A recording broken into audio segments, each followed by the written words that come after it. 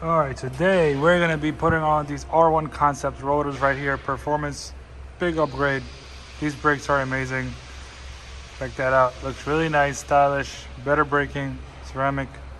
Brake pads right there, of course, and all 4 sets. It's going to be going on my Core 2.0. Where's that package? Real quick, show you guys. I'm going to be putting this in the description below for the link with the discount code in the description as well for you guys. Feel free to get anything at any time for your Cord or any other vehicle. That have a bunch of options for you guys. That's what I got for my 2.0 2022. Just wanted to show you guys in case you guys needed a see a number on it or something. But it's all in there. You guys can always email them to make sure the fitment goes on your Accord or Toyota, any vehicle. That's that. Check this out. These are gonna be coming off. Yep, that stuff's coming off. And if we get time, I'm definitely gonna paint these red as well. So I'll make sure the paint that I use for my calipers, they never go away. They don't chip or anything. It's the VHT high temperature caliper paint. This is literally red, not the orange type. Make sure it's red. Make sure they read the labels when you go buy them at AutoZone. Make sure it says red underneath it, all right? You'll see the orange ones as well, and you don't want those. That's what I use. At least give it 2 to 3 coatings. Give it 3 coatings. So they'll last for years.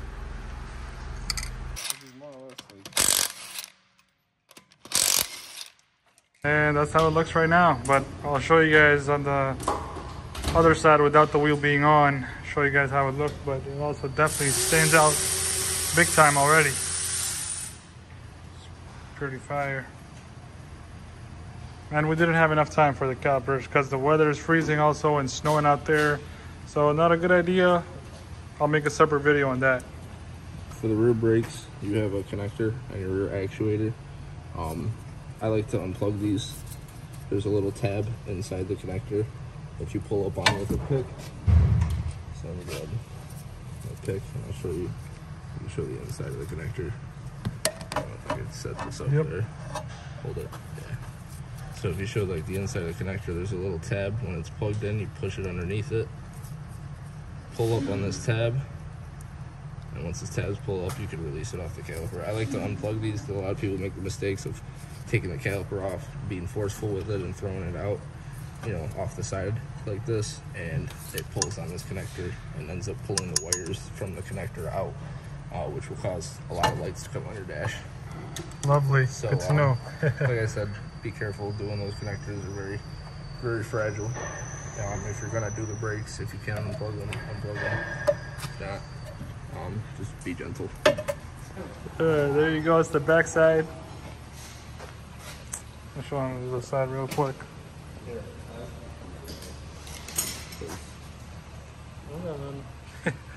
So we got some caps in the back. 2 caps. There's 2 caps.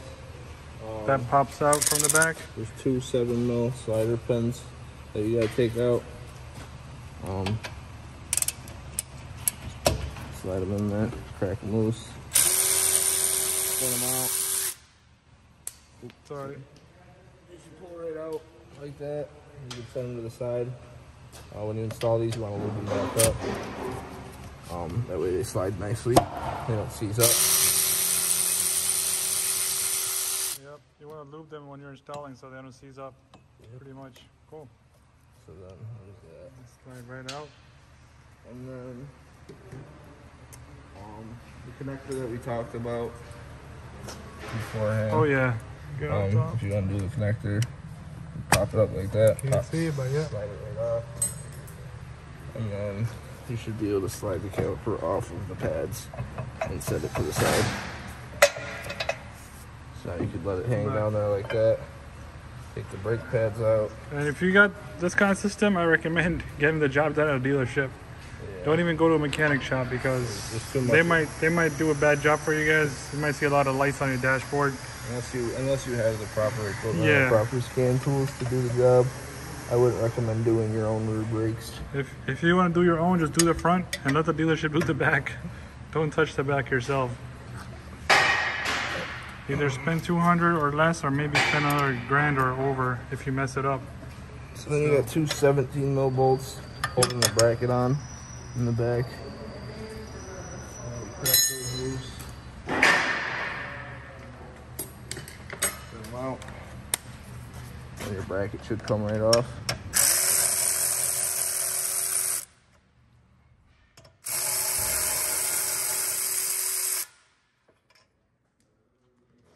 Two 17 mil bolts. Yep. The bracket should slide right off. Nice.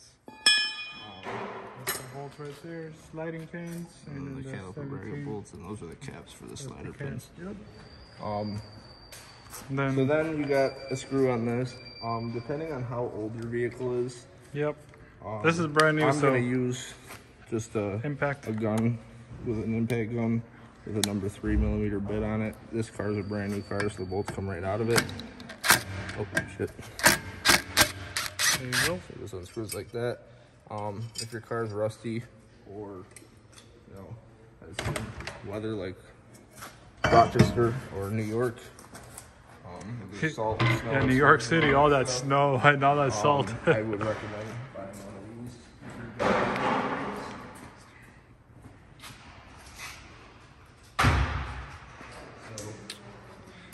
What do you got? Oh, what you do is you would thread this in. Say the rotor was on, this was rusted up and would come off. Yeah. Some people like to do this in the first place. I just kind of, from experience, knew that this was going to come off. So then you put that same bit on this piece. This is called a twist driver. What it does is you could hold the bit in and twist the head a little bit and then hit the back of it with a hammer. What it does is it cracks the bolt loose. I can show you on the front as well. Cool. It's a great tool to invest in. Let's see the front. Yeah, so this screw. So the front, that's how you would do it? Same thing. It's the same way. You push it in, twist it over a little, just hit it. And you'll see it move little by little.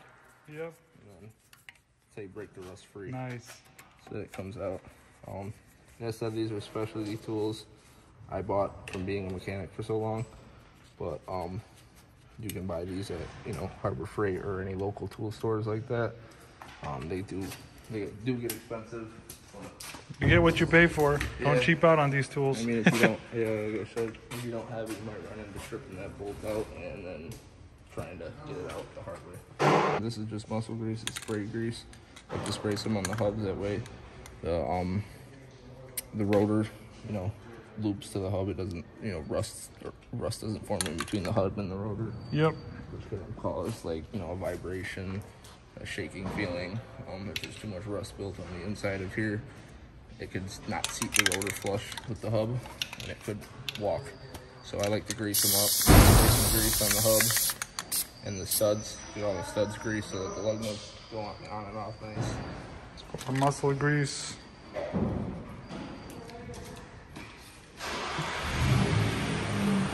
You got one hole for the screw, but you got two screw holes here. Whatever side it goes to, as you can see, this screw's on the right side of the lug nut, so you would find the screw on the right side of the stud. See how that one's on the left, that one's on the right? Yep. You find the one that's on the right, and you line it up. So that the whole, shit, I gotta put it on the wrong one, sorry. And you line it up. There you go. On the hole like that. Reinstall your screw. Now, yeah, make sure you get it here. Screws right here. Oh. Make sure you guys grab one of these too, these magnetic trays right here, so you don't lose anything.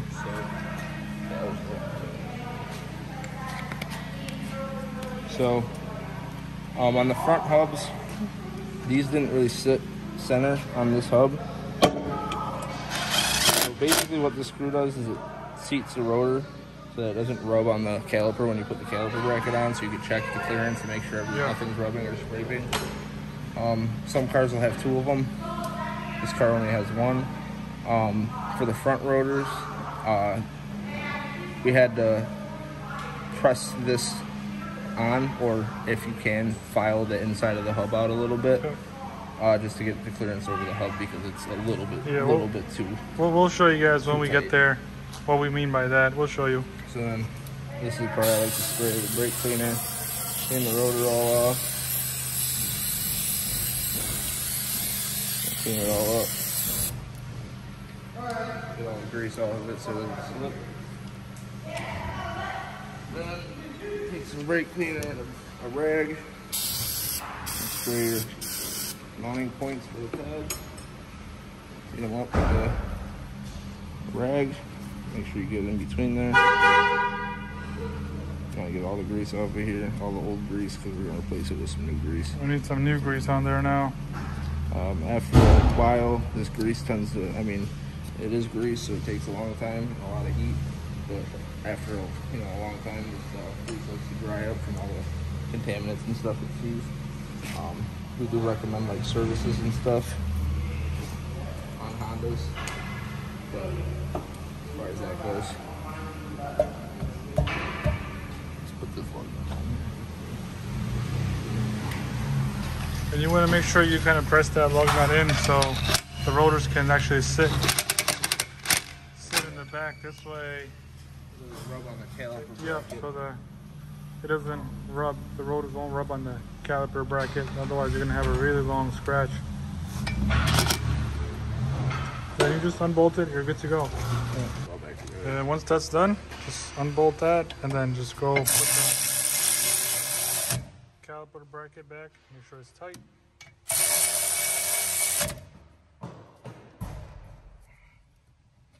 Double check it with a wrench. If you're using impacts or ratchets or something like that, double check that they're tight. That way they don't back out, fall out on you. There you go. There's that. Now I spin the wheel, make sure spins freely. There's no grinding. It's not grinding with that. That was the reason for pushing it in, the bolt. Nice. Now we gotta put the brake pads and make sure you guys plug this back in. The plug right here is unplugged. Doing the grease on these calipers, I like to put a nice little bit on each edge, wipe it around.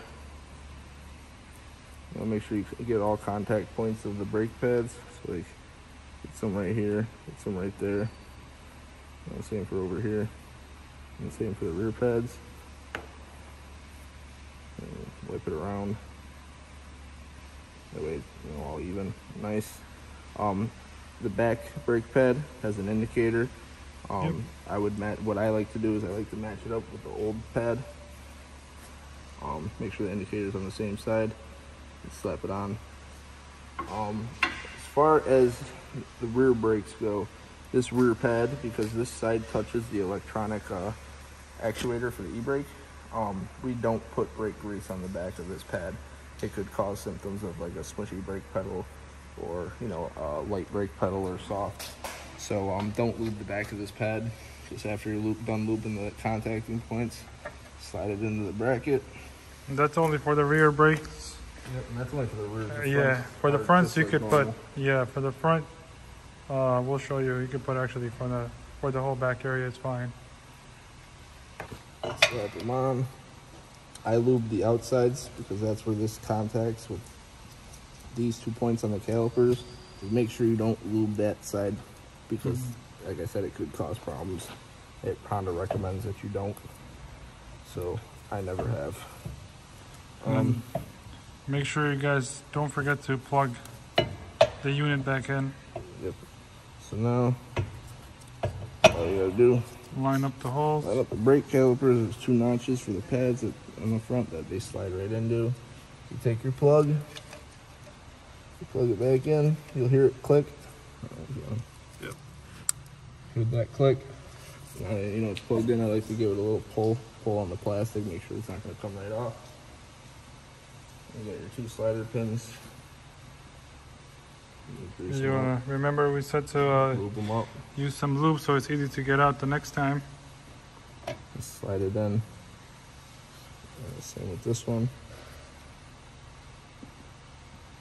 Move it up. Slide it in. Now you can tighten those. Make them tight. Put the caps back on. To put the caps in the pull. All right. For the sliders, you got 2 caps.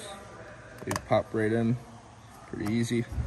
And you got a clip that goes right into the holes on the outside of this. What I like to do is I like to push one of the notches in the holes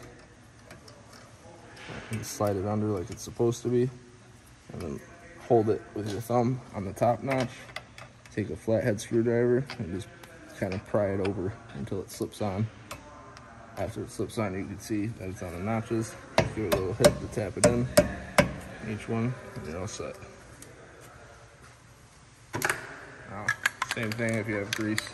Spray the outside of the hub so that the wheel doesn't stick to the rotor. And put your wheel back on. Yep. Just keep doing that.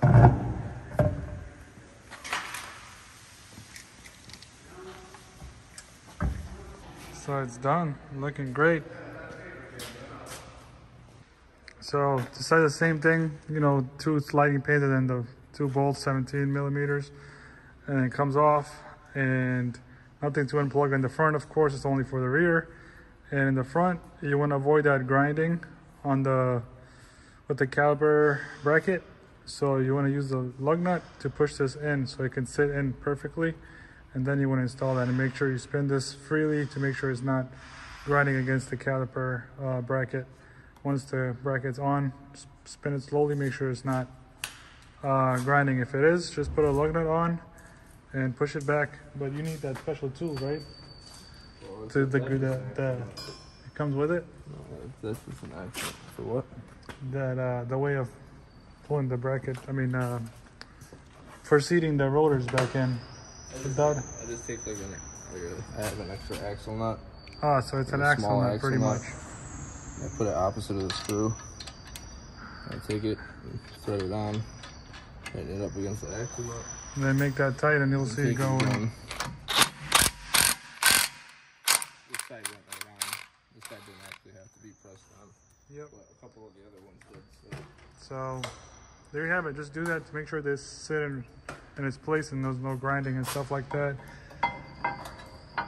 So you could lubricate the calipers on this one in the back as well. Not here, but in the back end. Not just the joints, but since this is the front ones, you could lubricate the one behind it as well. So that will do it. And let's show you putting the clips back on.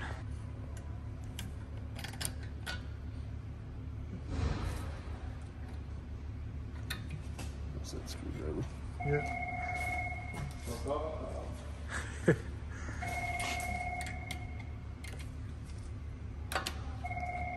So you just take it, slide the screw. Oh, damn it. That wasn't supposed to happen. Attempt number 3. Hopefully the last one. Yeah. Nope. So yeah, the clips are really hard to get in. So yeah, if you're struggling, you're not really the only one. Like specific way. Yep. To make it easy. Now it's finally in. More or less struggle until you figure out your way of doing it. Comment below what you guys think.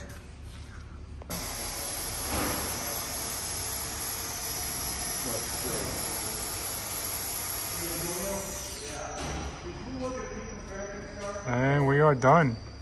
I got it. Oh, okay.